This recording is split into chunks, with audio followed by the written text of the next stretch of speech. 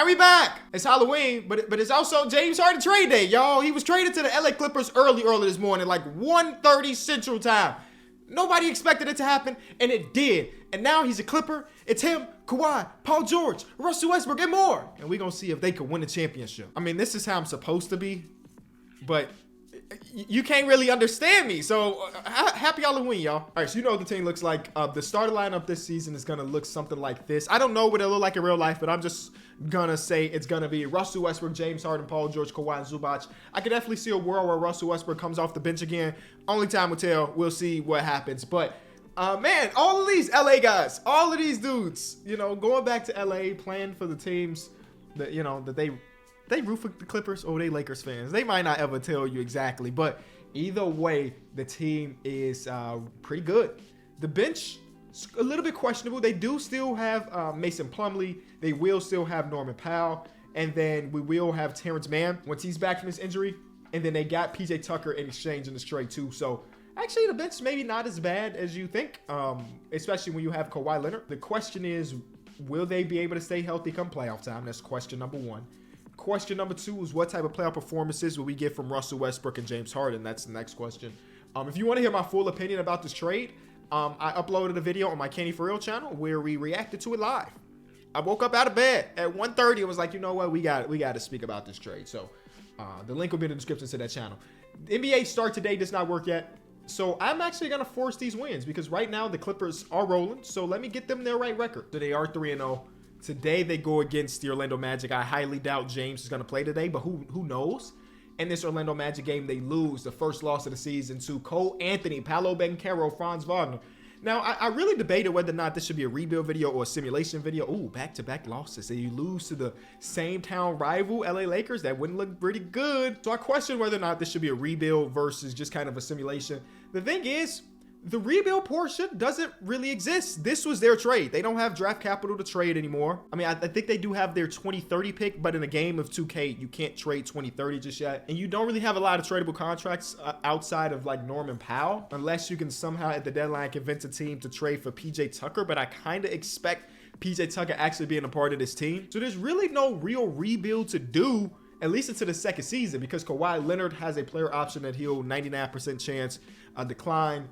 James Harden is a completely unrestricted free agent who knows what that money is going to look like. And then Paul George, another player option that he'll probably decline. I mean, I think right now we could potentially, I guess in real life, they're eligible for an extension. We can't do it in game. So we could potentially lose our top 4 players in free agency. But that's the bridge we're going to have to cross once we get there. Let's simulate to, I don't know, let's see around the deadline and see what's going on. So right now, they are 32-18 at the trade deadline, which is pretty good. It's the 3 seed behind the Warriors and the Suns. The Denver Nuggets are a playing team right now. Now, injuries and everything are on, so players could get injured, whatever. The best thing about everything is that everybody's playing up. The morale around camp is really good. Kawhi's averaging 17. His three-point percentage has fallen off to its worst since his couple games in San Antonio, his last couple games. James Harden is 20-9 still. Whoa, and his three-point percentage is higher than it's ever been. Look at big game James. And then you got Paul George averaging 22, 5, and 4. Again, he's close to 50, 40, 90. Russell Westbrook is 12, 5, and 6. He can't really shoot much, but that's who he is as a player. Norm off the bench is still averaging 15. So, like, everything looks good. You know, I don't know if there even is a trade to potentially do unless it is the PJ Tucker trade. So I guess we move, y'all. We move. Could this team be a championship team? You know, 2K is one of those games that the Clippers don't get a ton of love in simulation. So now that they have an even more stacked roster, I wonder if they gonna get the love. I don't even know how this is possible because they got real injuries and stuff on. They had him play 81. You saw when this video started that Terrence Mann and stuff was injured. For some reason, Josh still was able to play 81 games, which obviously that's not a reality. Here are all the awards. Zach LaVine was Clutch Player of the Year, man. I wish. And we, as the LA Clippers, have All-NBA James Harden. Woo! James comes in and immediately makes an All-NBA team. Do we get an all-defensive team? Paul George is there. All right. PG. Oh, Jason Tatum's out for the season, and Nicholas Claxton is out with a cracked neck vertebrae. Get well. Get well soon. So Paul George makes all defensive team. For the most part, we were healthy this year, man. I don't remember seeing any graphics that said, oh, this person's missed 3 to 4 weeks or whatever it might say. Kawhi ends up playing a full 82 games. his most games since 2016, 2017.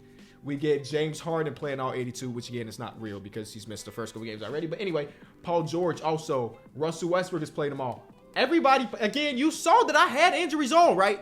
We just did not get hit with the injury bug at all, while other teams did. Like Tatum is out. This is a huge, huge run. But even then, he just got injured at the end of the season. What a tough break. Most people are not injured. Well, Kyrie's out for the year. Austin Reeves out for 4 to 6. And they are not a playoff team at the moment. So, you know what I'm saying? So we end up being the 3 seed with a record of 55-27. We are, I said they're not a playoff team. They're the 1 seed. He might be back. They just got to win out. Look at that. A 3-way tie as far as win percentage in the Western Conference. I don't know how often we've seen that throughout history. It is the 2 LA teams and the Phoenix Suns. And we might see the Phoenix Suns in the second round, but we got to get through MVP Ja Morant to start off with. It is Ja, Desmond Bane. They traded for Harrison Barnes, and Steven Adams is back.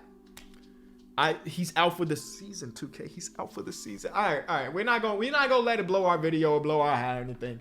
They also decided to put Terrence Mann in the starting lineup. That wasn't even me. They took Russell Westbrook to put him to the bench and let James rock as a primary ball handler. Game 1 is a win against the MVP of the league. The MVP did MVP type things. Game 2 is a loss. So they take home court advantage. Can we get it back? The answer is absolutely. I need a game we can jump into. There's our first injury almost in forever. I didn't even know bro was playing minutes. He's not. He got a concussion, I don't know, giving water to Paul George or something. How do you get a concussion without playing? It had to happen at home. 2-2 series now. 3-2 in the favor of us. Are they getting the game 7? They will not. And just like that, your LA Clippers will go against the Phoenix Suns. It is Harden, it is Beal, it is George, it is Booker, it is Kawhi versus KD, and they even traded for Clint Capella somehow. I'm simcasting every game in this one because we will see something in this series. It's got to be at least one close game. Okay, it's an overtime game, so that's fun. I did not. It happened so fast, and then they were in overtime. So I don't. So Devin Booker has a 35-13 game. Kevin Durant has 26, 9 and 5. He's 2 steals and 3 blocks away from a 5x5. On the other side of things, Kawhi Leonard is doing playoff Kawhi stuff, except for those turnovers. James has a double-double.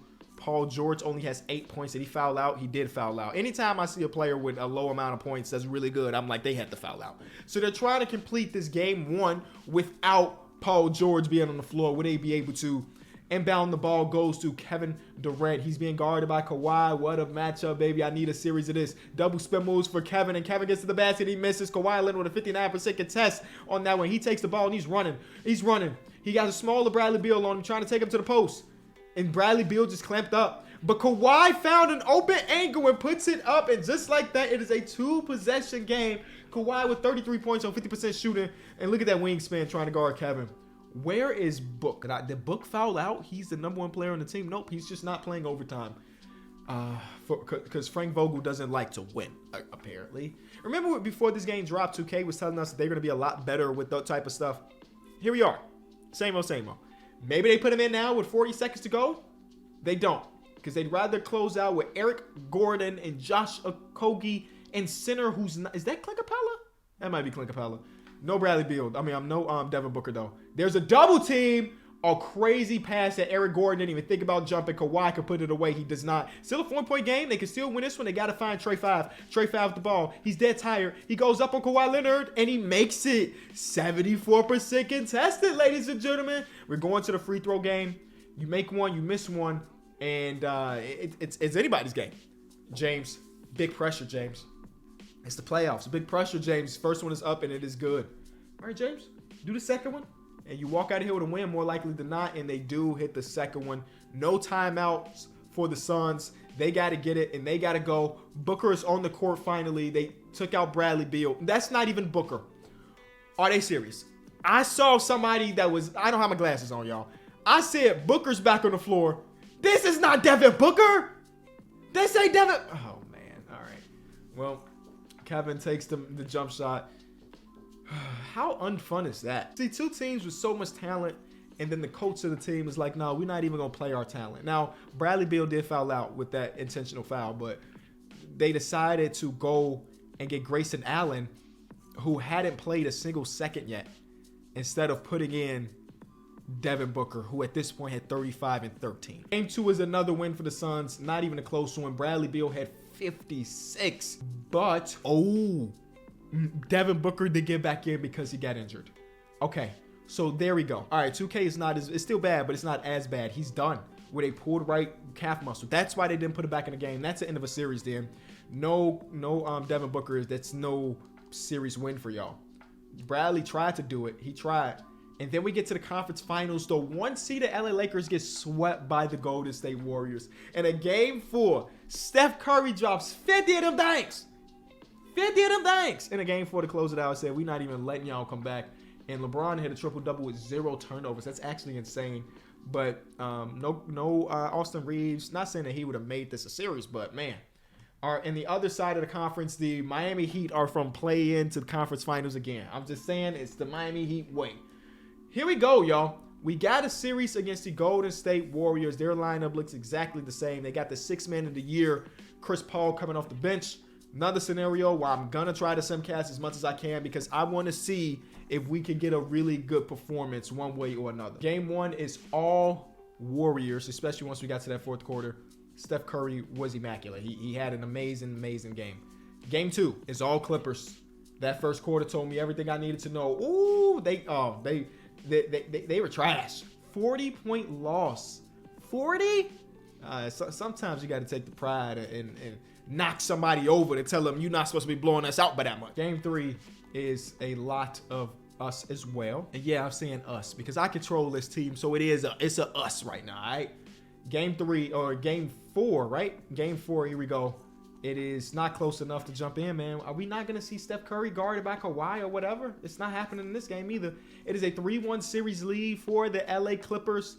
I'm also recognizing that the Denver Nuggets missed the playoffs completely, so we got to take this simulation with a grain of salt. No Denver Nuggets means something went horribly wrong in the simulation process. This could potentially close the series, though. Will they be able to do it? The Warriors are trying to make it something, and they do. They stay alive, and it ended up being a 1-point game, but it wasn't like a... It's going to sound stupid. It wasn't really a close 1-point game. Does that sound stupid? Yeah, it does sound stupid. My fault. Here we go. A closeout game again for the Clippers. Do not blow no 3-1 lead, and it doesn't look like they will. Another blowout. Kawhi Leonard is the conference finals MVP, and now we get to see Damian Lillard. Oh, wow. What a blow to the team. They started Norman Powell at the end of that series. Okay. What a blow to the team. They want to start PJ Tucker and at the 4. They don't have another big. Like, it's really, wow.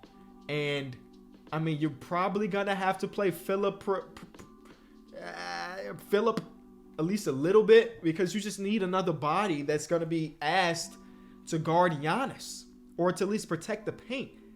That injury, that ankle sprain might have cost us this championship. Zubac had a lot of responsibilities in this series. Game 1 looks like a lot of us, but we could see a run from the Bucks. I mean, it's close enough to jump in. A minute and a half to go. The Bucks are up by 1 point. Let's see a story of the game. James Harden, really good game. Kawhi Leonard, good game. Norman Powell, great game. Paul George struggling from the field. No foul outs. Oh, James is fouled out on our side. PJ Tucker with 4. On the other side, no foul outs completely, and the top 2 players are the top 2 players. 1 assist away from a triple-double for Giannis. I don't think he's caring about the triple-double. I think he wants to get this win. And this is game 1. If you can take game 1, because it's our home court advantage, because we were the, 3 seed, and they were something less than that, I guess. This would be a huge win. Bobby Portis goes right up on Mason Plumlee. And do we have real lineups in? James Harden is not in, but did we say James Harden fouled out? I forgot that fast. Yeah, so with James Harden fouling out, this is a good lineup. Both teams have good lineups, so we're okay with this. Kawhi with the ball down in the post. He is tired. He needs a Gatorade break, and Chris Middleton just put the claps on. And just like that, it's still a 1-point game with a minute to go. Damian Lillard get a full head of steam, pull up mid-range jump shot, and 3-point game in the favor of the Milwaukee Bucks. It might be that time of the game. Dame time, ladies and gentlemen. Here's Russell Westbrook. You know him. Paul George and Dame got a little thing after that one playoff series, so he might want to get his revenge. Speaking of Paul George, he's got the ball being guarded by Pat Connaughton, trying to take him to the post and let the game develop. He gives it up to 2 and 2s, trying to get past Chris Middleton. He can't. Mason Plumlee misses it, and that is a huge stop for Bobby Portis and the Milwaukee Bucks. Pat Connaughton with the ball. He gives it up to 0. Here we go, Dame. This could ice the game if you make it happen. And, man, that looked easy. Whoa. It didn't look easy about a shot. That's great defense. That's a great contest. And yet, one of the best players in the league made the play. It is a 5-point game with 40 seconds to go. I mean, down by 5. It's not a lot you can do, but yeah, at least get the ball in. They've gone heavy to Kawhi, even though he's dead tired. I feel like Paul George should have got some attempts here. Because it scored. Oh, I was going to say, what is that? But it's a bucket. That's what it is. Clippers with the ball, down by 3. 5 seconds to go. Find Paul George here, please. Find Paul George here, please. Paul George comes up. They gives it to Kawhi. Kawhi gives it to Russ, who gives it to Mason Plumlee. Okay, Paul George with the ball. What terrible executed offense, bro. What terrible executed. Oh, Clips. Oh, man. That was ugly, bro. What are they doing? What are they doing? How do I do this? They didn't change the controls on me. Hold on. It goes into Kawhi. Nothing is there. He gives it up to Russ. I 100% expected Russ to shoot this, but look how clogged this is with 3 seconds on the clock. Mason gets it, then Paul gets it, but it's a bad pass where it's at his kneecap, and he got to just recover and throw up not a half court heave, but a pretty deep shot. That was bad. That was really bad execution. Here's game 2. James should not foul out of this one. Clippers get the revenge. This game is so crazy because it's always like a super mega blowout after a loss. It's always super mega blowout. Yeah, they didn't have anybody show up except for Giannis and Dame, and Giannis only took 10 shots. So can we say he showed up? I don't know. On our side, Paul George said, I'm mad about the way we performed yesterday. I need to get in my bag. So now we go back to Milwaukee and see if they can take a game or 2 from them. Do we get another close one? Please tell me we get another close one. I'm here to watch some basketball. It's not happening. It's not happening, y'all. The Clippers are down 2-1, and Giannis shows his dominance with a 40-point win.